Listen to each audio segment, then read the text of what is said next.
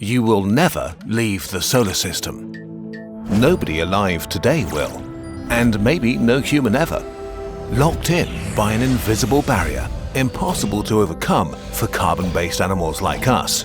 And not just us, there may be millions of alien civilizations in the universe, none of them ever able to venture into deep space in a meaningful way. Okay, but how can this be? We've made countless videos imagining how the exploration of the galaxy and beyond should just be a question of time, sort of mandatory for civilizations at a certain point. But there's a catch.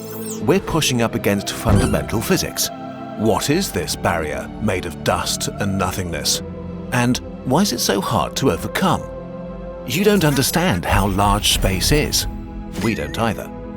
Conceptualizing the size of space is impossible for our ape brains that evolved to understand distances like right here and over the next hill. Space is so absurdly huge that we just check out and just hear very far. Very far and a million times very far feels the same, but it's not. To help our brains, let's start with what makes us cross distances: speed. The fastest a human ever traveled in space were astronauts at 40,000 kilometers an hour, returning from the moon in 1969. Not bad, but way too slow. The fastest thing humans have ever built by far is the Parker Solar Probe, which at this moment uses a physics cheat code hurling around the gravity well of Venus, accelerating to get closer to the Sun. After 7 years of doing this, the probe is shooting through space at a breathtaking 635,000 kilometers an hour, fast enough to go around the world in 4 minutes or to cover the distance from Earth to the Moon in 36. So let's pretend we had a spaceship that fast with a human crew ready to explore the universe. Current rockets would need 7 to 10 months to reach Mars, but our new spaceship covers the distance in just 2 weeks. Pretty good. The next stop is Pluto, which will reach after about a year. Okay, much longer, but still okay. It only takes 2 more years to pass the heliopause and 1 more to pass Voyager 2, which traveled over 50 years to get this far. Great.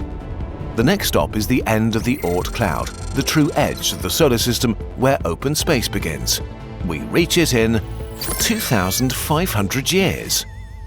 Oh no. Not only did we travel for the amount of time it took to get from the founding of the Roman Republic to the present day, there's nothing out here. This is the invisible barrier, the barrier of nothingness that might trap us in the solar system forever. Space tends to be like that. There is a place that's very far away, but with human ingenuity and billions of dollars, we can get there. Then you zoom out 1 more time, and all hope leaves your body. And the problem is that we've barely started zooming out. Why don't we just go faster? Well, we don't know of a non-magic way to travel faster than light, teleport, or freeze people. So no warp drive for now. But things like a propulsion system that uses nuclear fusion or antimatter powerful enough to reach a substantial fraction of the speed of light are in the realm of the physically possible. Ignoring the technical details and various problems that these energy sources have, we'll be very optimistic and make the reasonable assumption that we can get a spaceship to fly at around 20% the speed of light, which is extremely fast, 60,000 kilometers per second, 216 million kilometers per hour. Fast enough to reach the edge of the solar system in just 3.5 days and the outer edge of the Oort cloud in 8 years. Alpha Centauri, the closest star system to our own, in 20 years.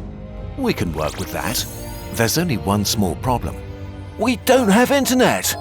Wait, what? Just kidding. But our sponsor Saily can help you with that problem while traveling. Saily is the eSIM service app from the creators of NordVPN. You can choose from a wide range of affordable eSIM plans for over 200 destinations, so you'll never be without an internet connection while traveling.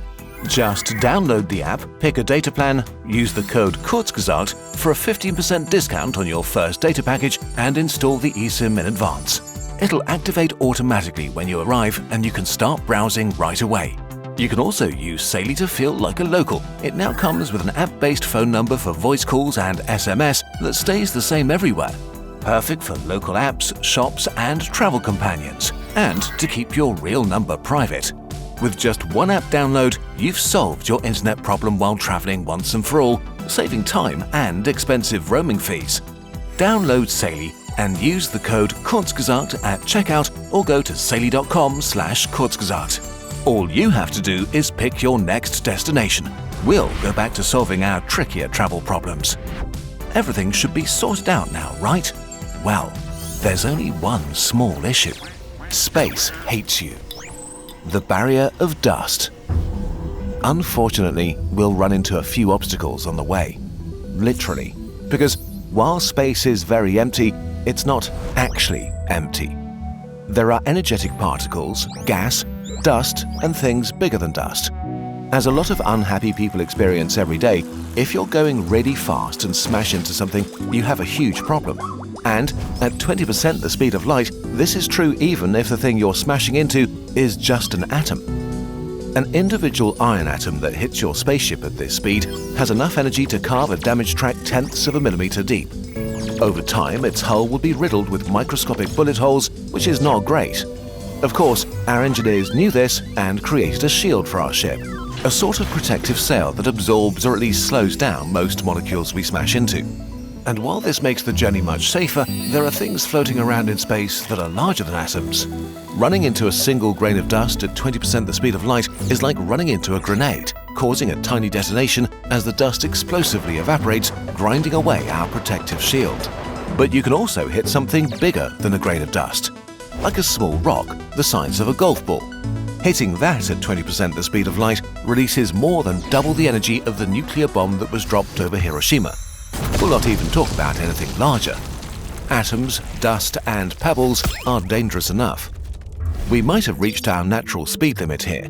Beside the fact that we don't have a good idea how we could possibly fly any faster, all of the damaging effects of hitting stuff floating around in the void get much worse fast.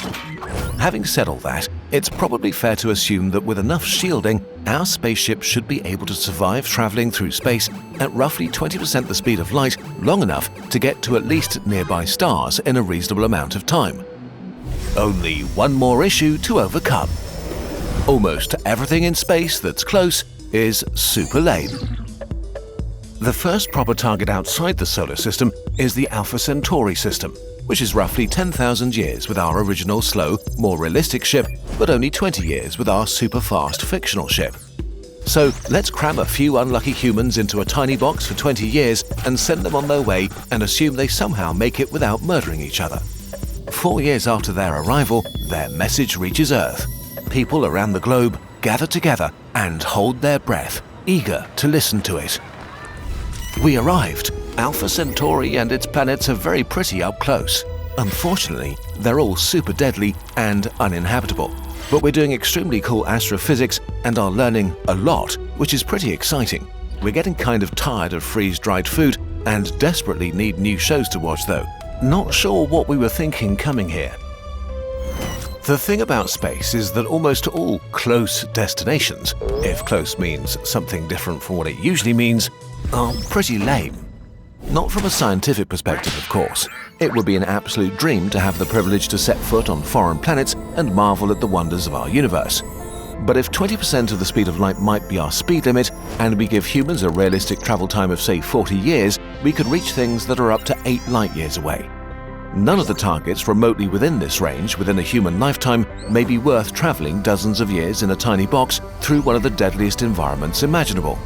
Our solar system is a bit unlucky in that regard. We're in a relatively empty pocket of the galaxy.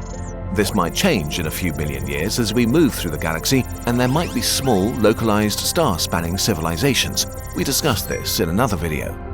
Let's say that we could go much further, to any of the stars within our stellar neighborhood, a sphere about 25 light-years in diameter. 0.02% of the Milky Way, by the way. This tiny bubble is currently inhabited by 34 stars and 6 brown dwarfs. Only 3 stars in our neighborhood are similar to the Sun. But one of them is actually the Sun, and another one is Alpha Centauri A. The other stars close to us are mostly red dwarfs with planets that vary from deadly to super deadly. There are a few planets in the habitable zones of their stars where water can be liquid, but Mars is also in the habitable zone of the Sun, and it's really bad. Even the planets that we think look most like Earth, like GJ1061d, come with no guarantees. Imagine traveling your entire life and then arriving at a Mars. What a brutal letdown that would be. There are a few stars that would be interesting targets and may have actual habitable planets, planets with oceans and atmospheres that are breathable, which probably would mean that they have some form of microbial life, if not more. It would be extremely interesting and definitely worth it to check them out. But they could be dozens if not thousands of light years away, which means journeys of hundreds or thousands of years, even at a large fraction of the speed of light. Of course, it is maybe feasible that a future humanity that is technologically way more advanced than us and very motivated could find solutions. Maybe they've solved biological aging and a travel time of a few hundred years doesn't seem that bad to them. Maybe they could send AI spaceships with embryos or some version of that into space. They'd probably have way more advanced telescopes to make sure they don't choose star systems that are deadly and empty. But it's still hard to imagine without real science fiction technology how they could build and sustain a connected civilization. Conclusion. The longer you think about deep space, the less it makes sense. The distances are too vast. There's a deadly speed limit, and even if we could solve these issues, almost all destinations even remotely reachable may not be worth the trip. Space is the greatest challenge humanity will ever face. Right now, we're just not equipped or able to solve it. Rockets, computers, and even nuclear fusion reactors are hopelessly underpowered. We need technology that's overwhelmingly transformative, something as wild to us as flying to the moon would have been to a hunter-gatherer. Will we ever get there? We genuinely don't know. But it is good to remind yourself of something. There are few things that make you look dumber than predicting the future of technology. In 1903, the New York Times published an editorial, "Flying Machines Which Do Not Fly," that confidently predicted it would take humans 1 to 10 million years to achieve powered flight. 69 days later, the first successful flight happened. 66 years later, humans landed on the moon. So, we really hope this video will seem as dumb as this article in 100 years. And there's another option entirely. Maybe our thinking about all of this is just completely wrong. Maybe the future is not out there, but deep down. But we'll explore that in another video. You want to listen to the beautiful soundtrack without my annoying voice? Well, it's up to you. Just select the audio track Interlingua down here and watch the video again as a music video.